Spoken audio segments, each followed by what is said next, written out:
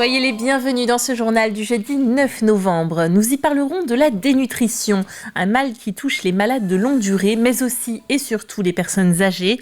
Une action à destination des auxiliaires de vie à domicile a été organisée pour leur apprendre à mieux la détecter. Entre Loie et Sainte-Florence et Sarrembocage, c'est le divorce. La préfecture de la Vendée a acté le retour à l'indépendance des deux communes déléguées. Enfin, les femmes qui ont fait l'histoire de la Révolution française sont à l'honneur dans l'ouvrage Belle et rebelle de Sabrina Kiefner, rencontre avec l'auteur. Je vous le disais en titre, du 7 au 14 novembre, c'est la 4e édition de la Semaine nationale de la dénutrition, un mal qui touche principalement les personnes âgées, mais aussi les malades de longue durée.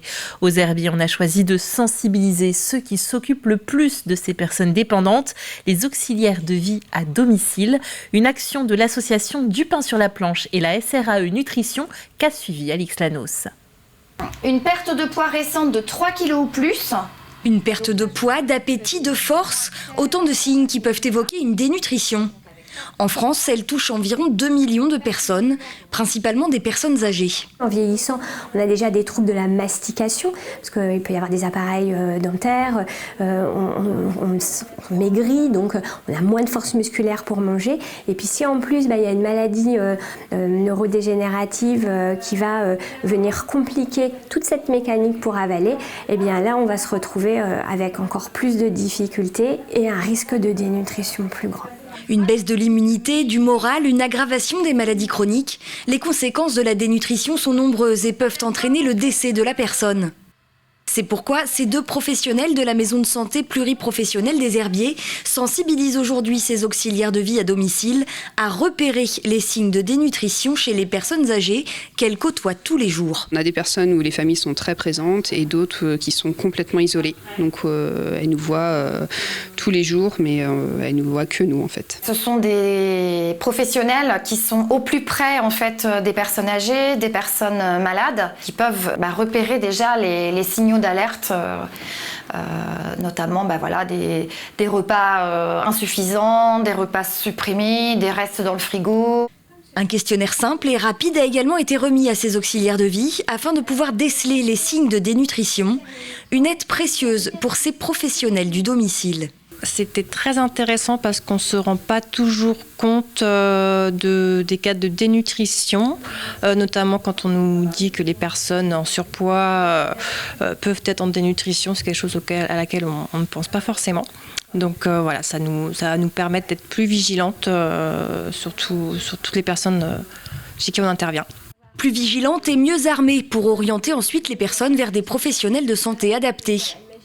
Enrichissement des repas, compléments alimentaires, il existe des solutions pour combattre la dénutrition lorsqu'elle est repérée.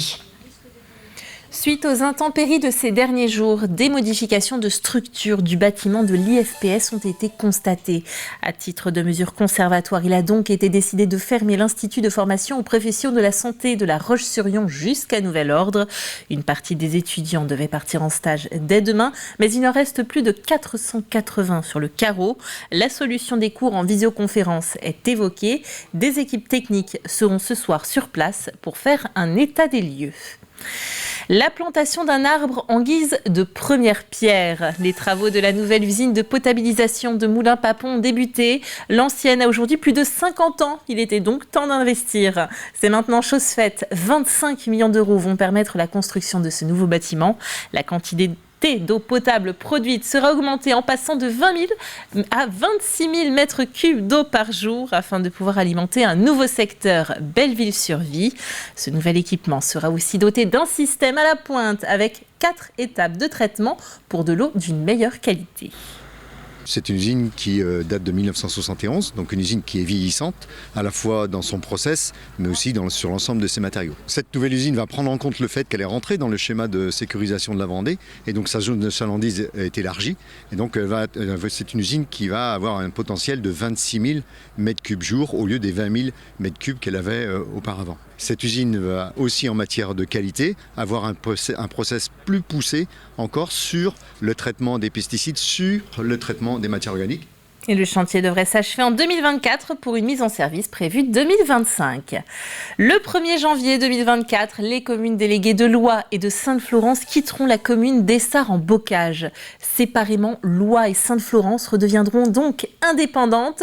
Le mariage date d'il y a 8 ans. Cependant, depuis quelques années, une expression collective forte venue de ces deux communes déléguées a poussé la préfecture de la Vendée à prendre 2 arrêtés redéfinissant les limites de la commune. Le divorce est consommé. Grégoire de Châtillon s'est rendu sur place. On a méprisé le conseil municipal et on a méprisé la démocratie en même temps. Et ça, c'est grave. Choqué, injuste, insupportable, ce sont les mots de Freddy Riffaut, le maire de la commune d'Essart-en-Bocage. C'est des services de l'État qui s'appuient sur des sentiments. Ici, à la mairie d'Essart-en-Bocage, le divorce a du mal à être digéré. La décision qui vient d'être prise pour la scission de la commune nouvelle Essart-en-Bocage, elle est clairement portée par la communauté de communes. La communauté de communes est visée, tout comme les services de l'État. Les arguments de monsieur le préfet sont très légers et surtout très subjectifs. Donc je ne comprends pas comment on en est arrivé là. Je pense qu'il faut voyager un petit peu, aller voir aussi dans d'autres endroits comment sont les communes en état de délabrement. Et je ne pense pas qu'on puisse dire ça, ni de Loie ni de Sainte-Florence aujourd'hui. Si les communes déléguées de Loie et de Sainte-Florence veulent retrouver leur indépendance, c'est qu'elles ont des arguments qui ont convaincu la préfecture de la Vendée. On a un cas d'espèce, on a un cas très particulier, qui est le cas de la commune nouvelle actuelle d'Essart-en-Bocage, avec effectivement une expression de collectif très forte, mais pas que. Et dans ce cas très particulier, il s'avère que la décision qui nous a semblé la moins mauvaise était la décision de modifier les limites territoriales d'Essart pour redonner vie aux communes de Loie et de Sainte-Florence. C'est un soulagement pour le collectif citoyen Loie-Sainte-Florence. Les deux communes déléguées pointaient également depuis longtemps du doigt le manque d'investissement, le manque de concertation encore plus fort, une perte d'identité. La population n'était pas proche de nos élus, les associations étaient très inquiètes par leurs questionnements qui étaient souvent sans réponse. Donc tous ces éléments-là ont fait qu'on n'était pas satisfait de cette commune nouvelle.